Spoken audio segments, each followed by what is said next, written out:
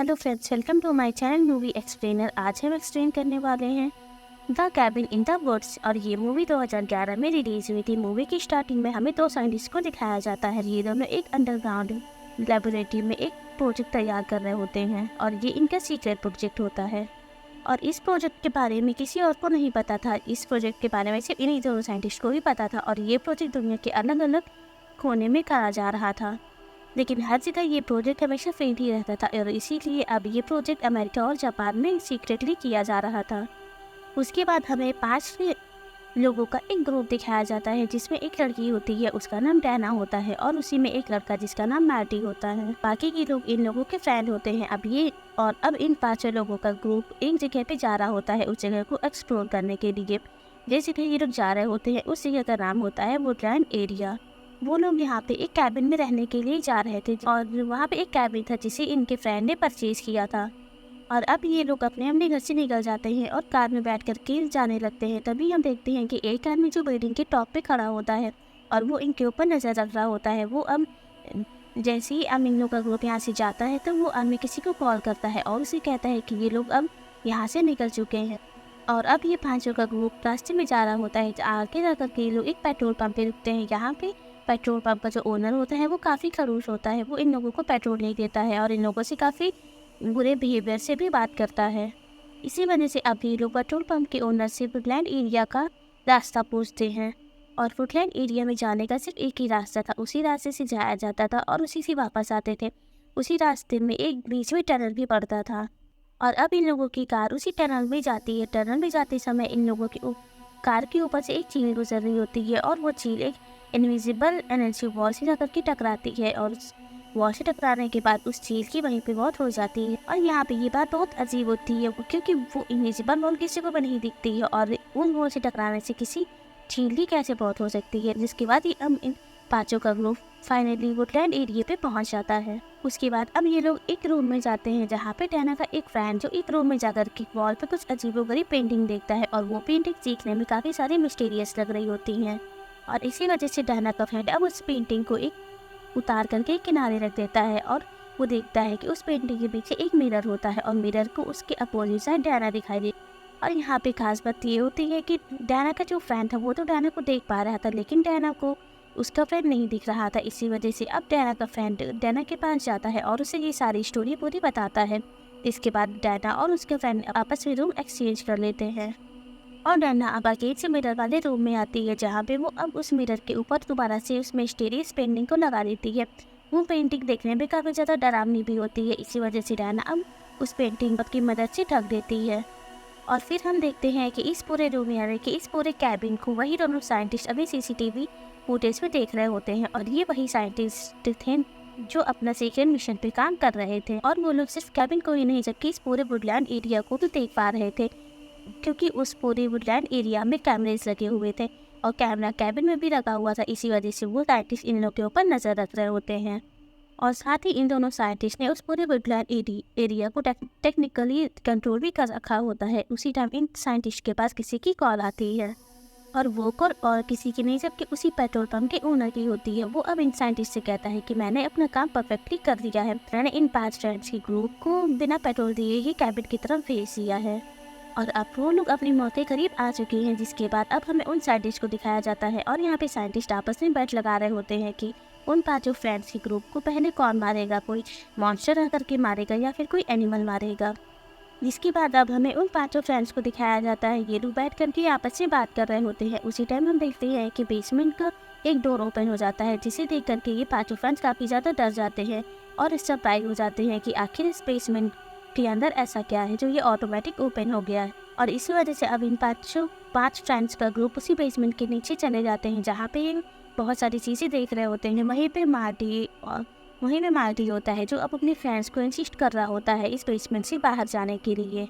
लेकिन यहाँ पे जो मार्टी के फ्रेंड होते हैं वो मार्टी की बात नहीं सुनते हैं और वो लोग यहाँ पे अब इसी बेसमेंट में काफ़ी चीज़ें देख रहे होते हैं। और बेसमेंट में जितनी भी चीज़ें रखी होती हैं वो काफ़ी ज़्यादा अट्रैक्टिव होती हैं और यहाँ पे 5 फ्रेंड्स के ग्रुप को वो चीज़ें काफ़ी ज़्यादा डरावनी भी लग रही होती हैं, साथ ही उन्हें पसंद भी आती हैं, जिसे ये लोग टच करके भी देख रहे होते हैं।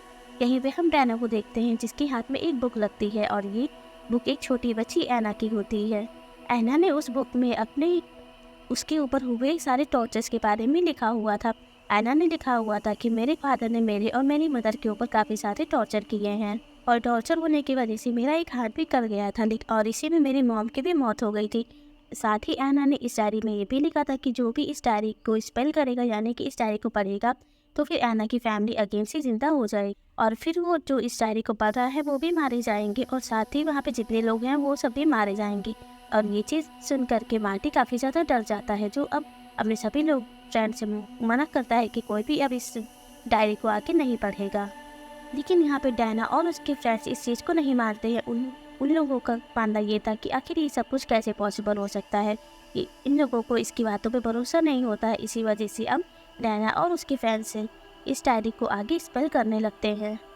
और उसी समय हम देखते हैं कि कैबिन से कुछ दूर फॉरेस्ट में एना की फैमिली मेंबर्स जो अब अपनी अपनी कब्रों से बाहर आने लगते हैं, यानी कि वो लोग जिंदा होने लगते हैं और वो सभी एक ज़ॉम्बीज़ बन गए थे। और यहाँ अब हमें उन सभी साइंटिस्ट को दिखाया जाता है जिन्होंने बेसमेंट में बेड लगाई होती है कि उन्हें कौन मॉन्स्टर मारेगा या फिर एनिमल। अब यहाँ पे सभी देखते हैं कि उन 5 फ्रेंड्स को ज़ॉम्बीज़ यानी कि एक मॉन्स्टर मारेगा। इसी वजह से इसीलिए जिस साइंटिस्ट ने ज़ॉम्बीज़ के ऊपर छत बेड लगाई हुई थी वो अब जीत जाता है और उसका अब व्हाइट बोर्ड पे नाम भी दिया जाता है और वो नाम एक साइंटिस्ट लिखता है। और साथ ही हम व्हाइट बोर्ड पे अब कुछ एनिमल्स और मॉन्स्टर के नाम भी देख पाते हैं जो उस व्हाइट बोर्ड पे लिखे होते हैं। जिसके बाद अब हमें जापान में हो रहे प्रोजेक्ट की कुछ इमेजेस दिखाई जाती हैं, जहाँ पर एक स्कूल में एक टीवन जो सभी छोटे छोटे बच्चों को डरा रही होती है। वहीं हम दूसरी तरफ अब डायना और उसके कुछ फ्रेंड्स को देख पाते हैं। ये दोनों अब उसी फॉरेस्ट में कैंपिंग के लिए जाते हैं। जैसे ही ये लोग अब फॉरेस्ट में पहुंचते हैं तो वहाँ पे डायना की एक फीमेल फ्रेंड और एक मेल फ्रेंड होता है और अब फिर डायना की जो फीमेल फ्रेंड होती है उसके ऊपर एक ज़ॉम्बी काफ़ी बुरी तरीके से अटैक कर देता है। और जब ये चीज़ डायना का मेल फ्रेंड देखता है तब वो अपनी फ्रेंड को बचाने की कोशिश करता है उसे। इसी वजह से वो उस ज़ॉम्बीज़ के ऊपर काफ़ी अटैक करता है, बट वो ज़ॉम्बी काफ़ी ज़्यादा पावरफुल होता है, ख़तरनाक होता है। इसी वजह से वो अब डायना के फ्रेंड को काफ़ी ज़्यादा इंजर्ड करता है और उसे बहुत बुरे बेरहमी से मार डालता है। वो साइंटिस्ट इन सारी चीज़ों को देख रहे होते और वो साइंटिस्ट इन दोनों के ऊपर नजर रख रहे होते हैं। अब जैसे ही डायना की फ्रेंड मरती है तब वहीं पे एक साइंटिस्ट जो एक लीवर को डाउन कर दे और लीवर डाउन होने की वजह से डायना की जो फीमेल फ्रेंड का सारा ब्लड होता है वो एक जगह पे आकर के स्टोर होने लगता है और वो जगह बॉडी की आउटलाइन से बनी थी। और अब डायना के फ्रेंड का जितना भी ब्लड होता है वो अब बॉडी की आउटलाइन को फिल कर देता है। वहीं हम डायना के मेल फ्रेंड को देखते हैं जो ज़ॉम्बी की अटैक से काफ़ी ज़्यादा इंजर्ड हो चुका था और वो अब भागते हुए कैबिन में आ जाता है। और कैबिन में आने के बाद अब वो अपने सभी फ्रेंड्स को उसके साथ जो कुछ भी हुआ है वो सारी चीज़ें बताता है और सभी से कहता है कि हमें जितनी जल्दी हो सके हमें यहाँ से चला जाना चाहिए, वरना वो ज़ॉम्बी हमें भी जान से मार डाले। और ये चीज़ सुन करके अब जितने भी फ्रेंड्स होते हैं वो सभी डर जाते हैं। उसी टाइम इनकी कैबिन का डोर अब नॉक होता है। वो भी अब डोर को ओपन करने के लिए रेडी नहीं था, लेकिन यहीं पे डायना जो अब उस डोर को ओपन करने के लिए जाती है और जैसे ही वो डोर ओपन करती है तब वो अपने सामने और किसी को नहीं जबकि एक ज़ॉम्बी को देखती है। और ये वही ज़ॉम्बी था जिसने डायना की फीमेल फ्रेंड को मारा होता है। उसके हाथ में डायना की फीमेल फ्रेंड का सर होता है और उस सर को अब वो ज़ॉम्बी डायना के हाथ में फेंक देता है। और ये चीज़ देख करके सभी फ्रेंड्स काफ़ी ज़्यादा डर जाते हैं और ये चीज़ देख करके वहाँ पे जितने भी लोग होते हैं ये लोग अब सभी डोर्स और विंडोज़ को बंद कर देते हैं। और अब डायना का फ्रेंड सभी से कहता है कि अगर हमें यहाँ पे सरवाइव करना है और ज़िंदा रहना है तो फिर हमें यहाँ के सारे विंडोज़ और खिड़की डोर को क्लोज रखना होगा, कोई भी हमें से दरवाज़ा और खिड़की नहीं खोलेगा। और साथ ही अब हम लोगों को अलग अलग रहने की बजाय एक साथ ही रहना होगा। हमें उन साइंटिस्ट को दिखाया जाता है जो इन लोगों के ऊपर नज़र रखते हैं। वो अब इनकी बात सुन करके काफ़ी ज़्यादा हैरान हो जाते हैं और वो लोग अब ये सोचने लगते हैं कि कहीं वो लोग ऐसा प्लान करके यहाँ पे सर्वाइव ना कर लें। इसी वजह से वो लोग एक बटन को प्रेस करते हैं जिससे कि अब उस कैबिन में एक गैस लीक होने लगती है और उस गैस की स्मेल होने से डायना की फ्रेंड का माइंड डाइवर्ट हो जाता है और वो अब सभी को दोबारा से अपने अपने रूम में सेपरेट होने के लिए कह देता है। इसके बाद डायना और उसके सभी फ्रेंड्स अपने अपने रूम में चले जाते हैं और रूम में जाने के बाद सभी का डोर ऑटोमेटिक लॉक हो जाता है। और वहीं पे अब मार्टी वो भी अपने रूम में होता है। अभी वहाँ पे मार्टी की नज़र वहाँ पे लगे हुए कैमरे और वायर्स पे जाती है। वो समझ जाता है कि यहाँ पे नज़र रखी जा रही है और साथ ही साथ इस पूरे कैबिन को भी टेक्निकली कंट्रोल किया जा रहा है। और ये सब कुछ देख करके मार्टी अपने माइंड में कुछ सोच ही रहा होता है। उसी टाइम पीछे से एक ज़ॉम्बी आता है और वो मार्टी के ऊपर अटैक कर देता है, जिसके बाद वो मार्टी को अपने साथ लेकर के जाने लगता है। और अब तो ऐसा लग रहा था कि मार्टी भी अब मर चुका है और फिर मार्टी का ब्लड भी एक जगह स्टोर होता है जिससे कि बॉडी की अब आउटलाइन भी फील होने लगती है। और अब हम देखते हैं कि 5 फ्रेंड्स के ग्रुप में से अब सिर्फ 3 लोग ही बचे थे और ये तीनों फ्रेंड्स अपनी जान बचाने के लिए अपनी वैन में दोबारा से वापस बैठ जाते हैं और वहाँ से जाने की कोशिश करते हैं। जिसके बाद अब हमें जापान वाला सीक्रेट प्रोजेक्ट दिखाया जाता है जहाँ पे एक डीमन सभी बच्चों को डरा रही होती है और अब वही जापान के बच्चे उस डीमन का रिचुअल्स करके उसे एक कैंडल में तब्दील कर देते हैं और इससे ये बात साबित हो गई थी कि अब जो जापान वाला प्रोजेक्ट था वो भी अब फेल हो चुका था। इसीलिए सिर्फ और सिर्फ अब अमेरिका वाला ही एक प्रोजेक्ट बचा हुआ था, क्योंकि अब जितने भी बाकी के शहरों में ये सीक्रेट प्रोजेक्ट चल रहा होता है वो सभी के सभी फेल हो गए थे और सिर्फ अमेरिका का ये प्रोजेक्ट जो उन 5 फ्रेंड्स के ऊपर करा जा रहा था वो भी अभी कंटिन्यू था। फिर हम अब डैना और उसके फ्रेंड्स को देखते हैं। ये लोग अब अपनी वैन में बैठ कर के टनल की तरफ जा रहे होते हैं और उन लोगों को ऐसा लग रहा था कि वो लोग सेफली यहाँ से निकल जाएंगे, लेकिन ऐसा नहीं था।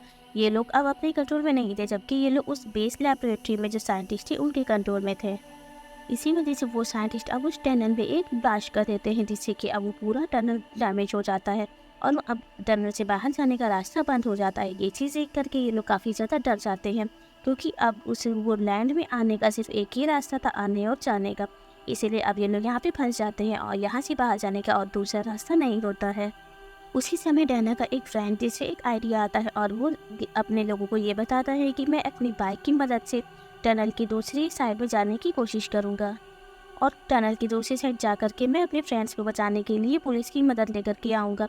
लेकिन अब जैसे ही डैना का फ्रेंड अपनी बाइक को उठा करके टनल की दूसरी साइड जंप करता है, तभी वो इनविजिबल एनर्जी वॉल से टकरा जाता है और उससे वो खाई में नीचे गिर जाता है, जिससे कि वो अब वहीं पे मर जाता है। फिर हम डैना और उसके एक मेल फ्रेंड को देखते हैं। ये दोनों अब सिर्फ उस वैन में बचे होते हैं। ये लोग अब अपनी वैन को पीछे लेते हैं और दूसरा रास्ता ढूंढने लगते हैं यहाँ से बाहर जाने का। तभी हम देखते हैं कि उनकी वैन में अब एक ज़ॉम्बी भी बैठ चुका होता है और वो अब डैना की मेल फ्रेंड की गर्दन में एक चाकू आर पार कर देता है, जिससे कि अब डैना का मेल फ्रेंड भी वहीं पे मर जाता है। और इसी वजह से अब डैना की वैन का डिसबैलेंस होने लगता है और वो वैन जा कर के एक पानी में गिर जाती है। पानी में डैना ज़ॉम्बी से अपने आप को बचा करके किनारे पे पहुंचती है और वहाँ पे अब मार्टी भी आ जाता है। इसका मतलब अभी मार्टी जिंदा है और बेस लैब में जो साइंटिस्ट है उन्हें ये बात नहीं पता थी कि मार्टी अभी भी सर्वाइव कर रहा है और वो जिंदा है। उन्हें तो ऐसा लग रहा था कि मार्टी अब मर चुका है और उन साइंटिस्ट को अब ये लग रहा था कि डैना जो अब अकेली बची है और उसे भी कोई ना कोई मॉन्स्टर ज़ॉम्बी मार ही डालेगा।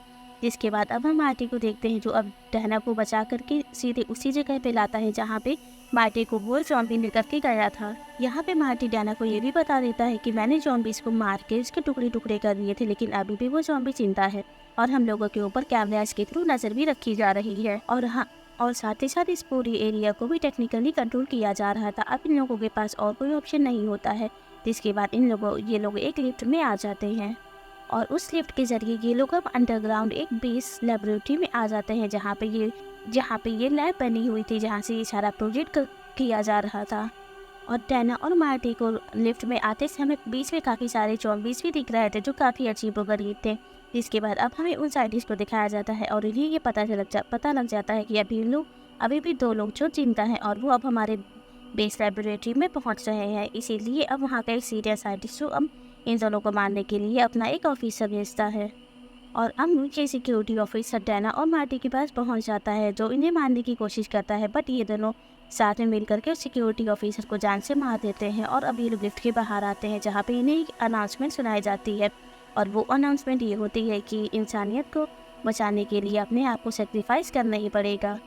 और ये अनाउंसमेंट सुनने के बाद ये लोग काफ़ी ज़्यादा डर जाते हैं। जिसके बाद ये लोग एक सीक्रेट रूम में चले जाते हैं और ये सीक्रेट रूम उस पूरे लैबोरेटरी का कंट्रोल रूम था जहाँ से उस लिफ्ट में सभी मॉन्स्टर और एनिमल्स को कंट्रोल किया जाता था। उसी समय अब यहाँ पे मार्टी को पकड़ने के लिए उस बेस कैंप की जितनी भी मिलिट्री होती है वो यहाँ पे आ जाती है और मार्टी को मारने की कोशिश करती है। वहीं हम डैना को देखते हैं जो अब उसी कंट्रोल रूम में से एक रेड बटन को प्रेस कर देती है और इस बटन को प्रेस करने से जो होने वाला था इस चीज़ का अंदाज़ा किसी को भी नहीं था। हम देखते हैं कि जैसे ही अब रेड बटन प्रेस होती है तभी अब लिफ्ट के सारे डोर्स ओपन हो जाते हैं जिसमें अब मॉन्स्टर और एनिमल्स सभी बाहर आ जाते हैं और वो अब बहुत ख़तरनाक तरीके से वहाँ की जितनी भी मिलिट्री होती है सभी को वो जान से मार करके खाने लगते हैं। और उन्हीं में से कुछ एनिमल्स और मॉन्स्टर जो अब उन साइंटिस्ट के रूम में भी चले जाते हैं जहाँ पे वो सभी मिलकर के एक साइंटिस्ट को जान से मार डालते हैं। वहीं अब सभी मॉन्स्टर एनिमल्स अब दूसरे साइंटिस्ट के पीछे भी पड़े रहते हैं, बट किसी तरीके से अपनी जान बचा करके वो साइंटिस्ट वहाँ से भागने की कोशिश करता है। बट वहीं रास्ते में ही मार्टी और डायना दोनों अब उस साइंटिस्ट को पकड़ लेते हैं और उसे नाइफ की मदद से जान से मार डालते हैं। जिसके बाद अब डायना मार्टी और ज़्यादा अंडरग्राउंड बेस में आ जाते हैं, जहाँ पे अब ये लोग उन बॉडीज़ की आउटलाइन को देखते हैं। वहाँ पे अब 5 बॉडीज़ की आउटलाइन थी और ये इन 5 फ्रेंड्स की ही थी। इन सभी बॉडी आउटलाइन में से 4 आउटलाइन फिल हो चुकी थी, इनमें से एक अब बॉडी आउटलाइन खाली थी। वहीं पे अब हमें इस बेस कैंप की डायरेक्टर आते हुए दिखती है, जो अब इन दोनों को बताती है कि ये सब कुछ एक हमारा सीक्रेट मिशन और हम लोग इस मिशन को इसीलिए कर रहे थे ताकि हम लोग इंसानियत को बचा सके। वो बताती है कि इविल गॉड यानी कि बुराई के गॉड जो अंडरग्राउंड में काफ़ी नीचे रहते हैं और इविल गॉड को हर साल 5 लोगों का खून चाहिए होता है, वो भी दुनिया के हर एक हिस्से से। इसीलिए हर साल ये प्रोजेक्ट किया जाता है ताकि दुनिया के हर एक कोने से इविल गॉड को 5 लोगों का खून दे दिया जाए, ताकि इविल गॉड को इविल गॉड को उन लोगों की सैक्रिफाइसेस मिल जाए। लेकिन अगर उन्हें 5 लोगों की सैक्रिफाइसेस नहीं मिली तो फिर वो अब ज़मीन पे आ जाएंगे और वो पूरी दुनिया को बर्बाद कर देंगे। और यहाँ पे अब बेस कैंप की डायरेक्टर इन दोनों से कहती है कि अब इस प्रोजेक्ट को तुम ही दोनों सक्सेसफुल बना सकते हो अपने आप को सेक्रीफाइस करके, और इस सेक्रीफाइस को करने के लिए तुम्हें सनराइज से पहले ही करना होगा। और इस प्रोजेक्ट को कंप्लीट करने के लिए डायरेक्टर डायना को काफ़ी ज़्यादा उकसाती है। इसी वजह से डायना अब मार्टी यानी कि अपने फ्रेंड को मारने के लिए तैयार हो जाती है और वो उसके ऊपर गन पॉइंट करती है। उसी समय हम देखते हैं क्योंकि अब डायना का माइंड कन्वर्ट हो चुका था और वो अब पोजिस्ट हो गई थी डायरेक्टर के अकॉर्डिंग। जिसके बाद अब हम वहीं पे देखते हैं कि एक वुल्फ आता है जो डायना के ऊपर पीछे से अटैक कर देता है। यहाँ पे मार्टी अब डायना के हाथ से गन ले लेता है और वो अब वुल्फ के ऊपर अटैक करता है, जिससे डर सर के वो वुल्फ वहाँ से भाग जाता है। फिर हम देखते हैं यहाँ पे बेस कैंप की डायरेक्टर और मार्टी के बीच एक फाइट होने लगती। तभी हम देखते हैं कि अब उस जगह पे उस डायरी वाली बच्ची यानी कि ऐना को आते हुए देखते हैं, जो अब कुल्हाड़ी से डायरेक्टर के पीछे अटैक कर देती है और वो भी एक ज़ॉम्बी होती है। तब मार्टी अब डायरेक्टर और छोटी बच्ची ऐना को एक जगह पे फेंक देता है, यानी कि मार्टी इन दोनों को उस जगह फेंकता है जहाँ पे वो इविल गॉड रहते थे। यहाँ पे मार्टी और डायना ये समझ रहे थे कि अब सब कुछ ठीक हो चुका है, और यहाँ पे अब डायना और मार्टी को ऐसा लगता है कि अब सब कुछ ठीक हो चुका है। इसी वजह से ये लोग अब एक साइड में बैठ करके स्मोक कर रहे होते हैं। यहाँ पे डायना अब मार्टी से माफ़ी भी मांगती है और कहती है कि सॉरी, मुझे तुम्हारे ऊपर गन पॉइंट नहीं करना था, लेकिन सब कुछ कैसे ठीक हो सकता था, अभी भी इन दोनों ने अपना सेक्रीफाइस तो किया ही नहीं था। उसी समय हम देखते हैं कि अब धरती अचानक से कांपने लगती है और धरती अब से फट करके उसमें से एक बहुत बड़ा सा हाथ बाहर आता है, और वो हाथ और किसी का नहीं जबकि उसे इविल गॉड का होता है। और ये चीज़ देख करके अब ये दोनों काफ़ी ज़्यादा डर जाते हैं और इसी के साथ ये मूवी यहाँ पे कम्प्लीटली एंड हो जाती है। सो गाइस प्लीज़ हमें कमेंट करके बताइएगा कि आपको हमारा रिव्यू कैसा लगा है। अगर मेरा रिव्यू आपको पसंद आए तो प्लीज़ मेरे वीडियोज़ को लाइक करिएगा, साथ ही मेरे चैनल को सब्सक्राइब करिएगा। Thank you for watching.